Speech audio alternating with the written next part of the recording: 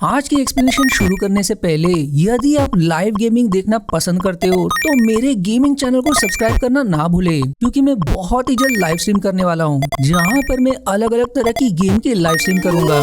इसलिए मेरे gaming channel को सपोर्ट करने के लिए सब्सक्राइब जरूर करें, जिसका लिंक मैंने डिस्क्रिप्शन और पिन कमेंट में मेंशन किया है। तो चलिए अब शुरुआत करते हैं मूवी के एक्सप्लेनेशन से। अब अगर आप ये वीडियो देख रहे हो तो आई होप आपने इसका पिछला पार्ट देख लिया है, और अगर नहीं तो इसका लिंक मैंने आई बटन, डिस्क्रिप्शन और कमेंट में मेंशन किया है, जिसे देखना ना भूलिएगा, वरना ये वीडियो आपके पल्ले नहीं पड़ेगी। अब इस सीक्वल की शुरुआत में हमें वॉशिंगटन डीसी 14 अप्रैल 1865 का सीन दिखाया जाता है, जो सिविल वॉर के खत्म होने के 5 दिन बाद का होता है, जहां एक बार के अंदर दो आदमी थॉमस और गेट, जो पिछले पार्ट के बेन के दादा के परदादा है, उनके पास आते हैं और उन्हें एक पहेली सुलझाने को कहते हैं। उनमें से एक आदमी फिर स्टेज की तरफ जाता है जहां अब्राहम लिंकन बैठे होते हैं, और फिर वो उन्हें गोली मारकर वहां से भाग जाता है। इधर थॉमस उस पहेली को सुलझा लेते हैं, जिससे उन्हें पता चलता है कि ये पहेली दरअसल सोने से बने शहर तक ले जाने का नक्शा है, जिससे वो एकदम हैरान हो जाते हैं। पर तभी वो उस आदमी का बैच देख लेते हैं जिसने उन्हें पहेली सुलझाने के लिए दिया था, और उसके बैच से उन्हें पता चलता है कि ये सिविल वॉर के विरोधी दल से है। और तभी वो आदमी की अपनी सच्चाई सामने आने के कारण वो थॉमस को गोली मार देता है, पर वो उन पहेली के सुझाए हुए पेपर्स को चिमनी में डालकर जला देते हैं। लेकिन वो आदमी एक पन्ने को जलने से बचा लेता है, जिसके बाद वो उसे लेकर वहाँ से चला जाता है। अब मूवी सीन प्रेजेंट समय पर मुड़ जाती है, जहाँ बेन सिविल वॉर पर भाषण दे रहा होता है, और तभी लोगों में से एक आदमी मिच निकलकर सभी से हैरान कर देने वाली बात कहता है कि थॉमस ने ही अब्राहम लिंकन को मारने की साजिश की थी, और वो सबूत के तौर पर वहाँ जला हुआ पन्ना भी दिखाता है जिसमें थॉमस का नाम लिखा था, जिसे देख बेन काफी परेशान हो जाता है, और पन्ने की जांच करने पर वहाँ थॉमस का नाम लिखा मिलता है, जिस पर अब लोग बेन के खानदान पर गद्दार का आरोप लगाने लगते हैं, जिससे उसके पिता एकदम परेशान हो जाते हैं। इसलिए बेन अपने आप से वादा करता है कि वो बहुत जल्द इस आरोप को गलत साबित करेगा। अब अगले दिन राइली बेन से मिलने आता है, जहाँ बेन उसे बताता है कि एबिगेल ने मुझसे ब्रेकअप कर लिया है और मेरे खानदान पर गद्दार का भी आरोप लग गया है, जिसे मैं मिटाना चाहता हूँ। इसलिए क्या तुम इसमें मेरा साथ दोगे? जिस पर राइली मान जाता है। इसलिए अब वो दोनों रात को छिपकर एबिगेल के घर आते हैं। दरअसल बेन उस पन्ने को फिर से देखना चाहता है, पर अभी वो पन्ना म्यूजियम में रखा गया है। बेन को लगता है कि शायद उसमें कोई कोड वर्ड है, और एबिगेल की आईडी के जरिए म्यूजियम में जाकर वो उस पन्ने को देख सकता है। इसलिए अब दोनों घर के अंदर आकर आईडी चुरा लेते हैं, पर तब तक वहाँ एबिगेल आ जाती है, जो कॉर्नर नाम के आदमी के साथ रिलेशनशिप में होती है। आप कॉर्नर के जाने के बाद बेन एबिगेल को सारी बात बताता है, और वो उससे विनती करता है कि मुझे वो पन्ना दिखा दो, वही आखिरी कड़ी है जिसके जरिए मैं अपने खानदान को निर्दोष साबित कर सकता हूँ। वो उसे आखिरी बार उसका साथ देने के लिए कहता है, जिस पर वो अंत में मान जाती है। और फिर एबिगेल अपने कंप्यूटर में उस पन्ने का फोटो दिखाती है, जिसे देखने पर पन्ने के पीछे उन्हें कुछ कोड वर्ड्स मिलते हैं, जिसकी खोज करने पर तीनों भी खुश हो जाते हैं। अब अगले दिन बेन के खानदान को पूरी तरह से गद्दार घोषित कर दिया जाता है, जिसे देख बेन और पैट्रिक काफी उदास हो जाते हैं। पर बेन बिना समय गवाए उन कोड्स को डिकोड करने लगता है, जिससे उसे एक नाम मिलता है। दरअसल जब अब्राहम लिंकन की हत्या हुई थी तो उस समय उस नाम का एक आदमी उस फीमेल लिबर्टी स्टैचू को बना रहा था, जो फ्रांस के अंदर है। अब बेन ये सारी बात एबिगेल को फोन पर बता देता है, जो मिच के पास उसके पन्ने पर बने कोड के बारे में बताने आई थी, और मिच भी एबिगेल की बेन से हुई सारी बात सुन लेता है। वहीं बेन और राइली फ्रांस के लिबर्टी स्टैचू के पास आ जाते हैं, जहां राइली एक ड्रोन से स्टैचू के हाथ पर बने मशाल पर लिखी फ्रेंच लाइन की फोटो लेता है, और तभी वहाँ 2 पुलिस वाले भी आ जाते हैं। इसलिए बेन उन पुलिस वालों से उन लाइंस को ट्रांसलेट करने को कहता है, जो एक पहेली निकलती है, जिसे बेन के डिकोड करने पर उसे पता चलता है कि 2 एक जैसे दिखने वाली टेबल है, एक बकिंगम पैलेस में तो दूसरी व्हाइट हाउस में है, जिनके अंदर उन्हें आगे का रास्ता मिलेगा। अब वहीं रात को पैट्रिक के घर मिच और उसके आदमी घुस आते हैं, और पैट्रिक को बेहोश करके उनके फोन का क्लोन बना लेते हैं, ताकि वो पैट्रिक की बेन से होने वाली सारी बात सुन सके।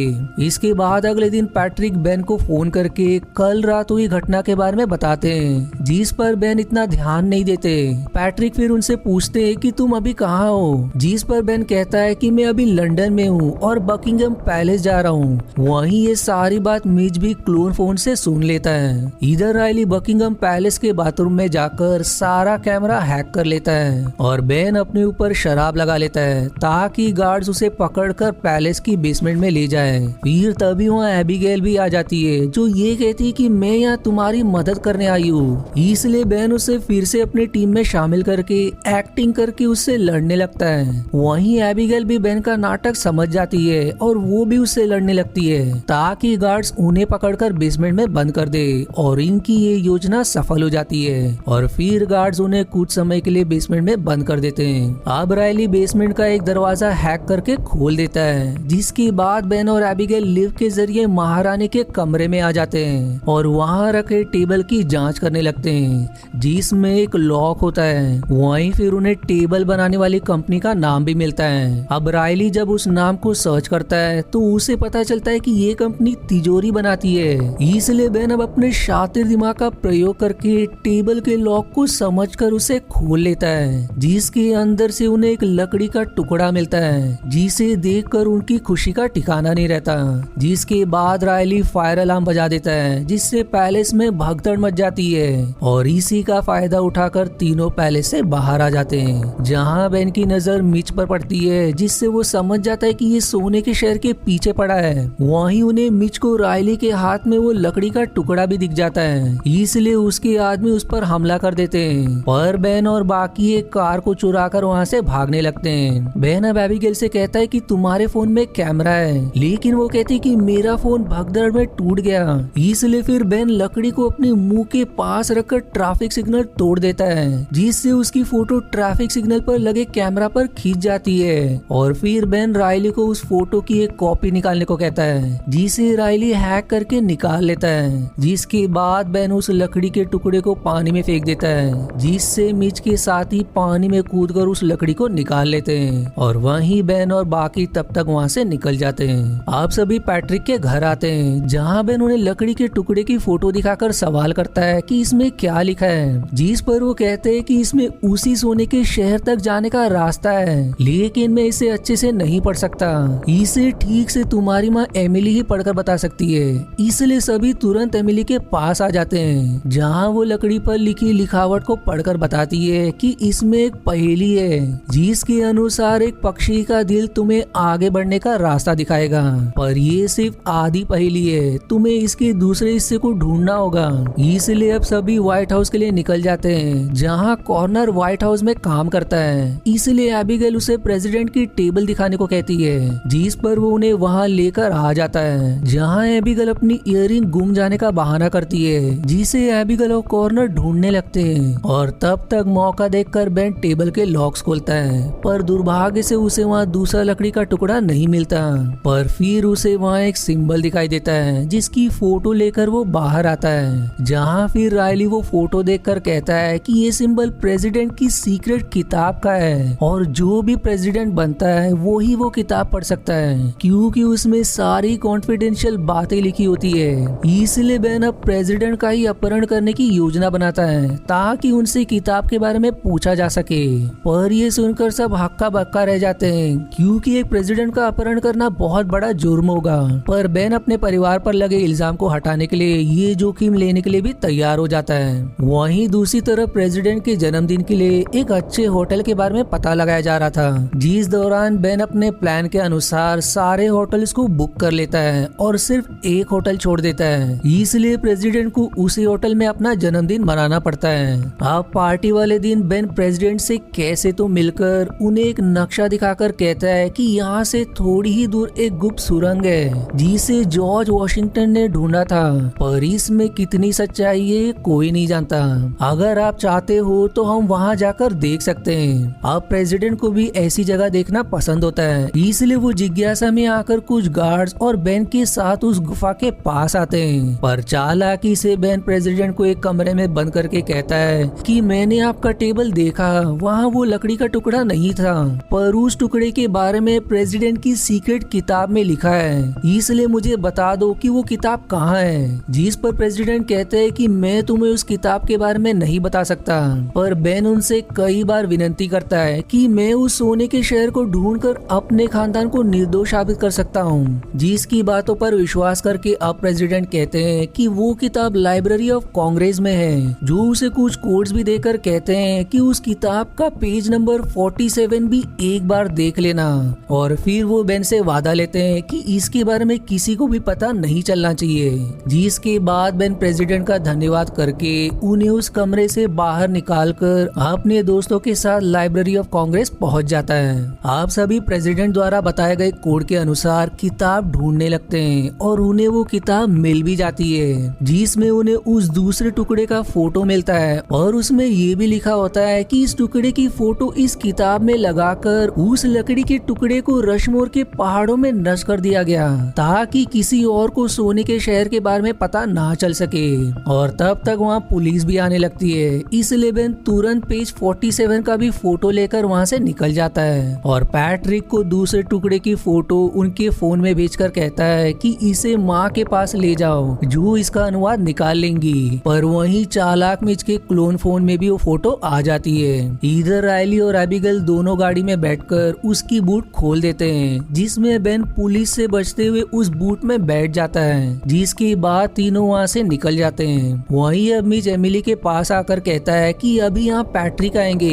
इसलिए यदि तुम उन्हें जीवित देखना चाहती हो तो उन्हें हर चीज का गलत जवाब देना।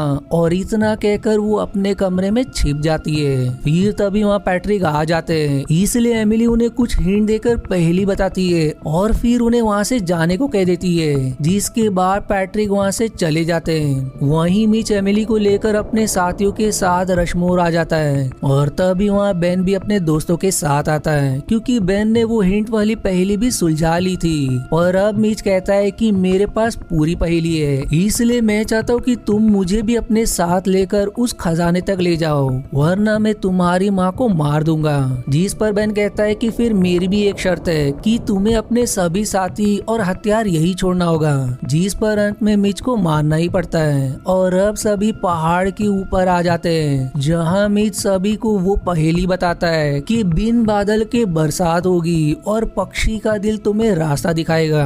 जिस पर अब बेन पहेली समझकर वहाँ रखे सारे पत्थर पर पानी गिराने लगता है, जिससे पत्थर का रंग बदल जाता है और अब सभी दूसरे पत्थरों पर पानी गिराने लगते हैं। फिर तभी एबिगेल को एक पत्थर पर एक पक्षी का चिन्ह मिलता है, जिसके दिल के अंदर एक गड्ढा होता है। और फिर बेन जैसे उस गड्ढे में हाथ डालता है तो वहाँ उसे एक ईंट मिलती है, जिसके हिलाते ही पहाड़ पर से अपने आप ही पत्थर गिरने लगते हैं और फिर वहाँ एक रास्ता बन जाता है। इसलिए अब सभी उस रास्ते के अंदर चले जाते हैं, जहाँ एक गुफा होती है और कई सारे पुराने सामान रखे होते हैं। पर तभी रायली गलती से एक रस्सी को छू देता है, जिससे गुफा से बाहर आने का रास्ता बंद हो जाता है। जिसे देख अब सभी घबरा जाते हैं। मीच अब कहता है कि अब बाहर निकलने का रास्ता सोने के शहर से ही मिलेगा, इसलिए सभी आगे बढ़ने लगते हैं। पर तभी नीचे की जमीन खिसक जाती है, जिससे मिच, बेन, रायली और एबिगेल चारों नीचे एक स्क्वायर की ऊपर गिर जाते हैं और पैट्रिक और एमिली ऊपर ही रह जाते हैं। और अब स्क्वायर का भी बैलेंस बिगड़ने लगता है, इसलिए बेन सभी को चारों साइड खड़े होने को कहते हैं, ताकि उसका बैलेंस बना रहे, वरना सभी नीचे गिर जाएंगे।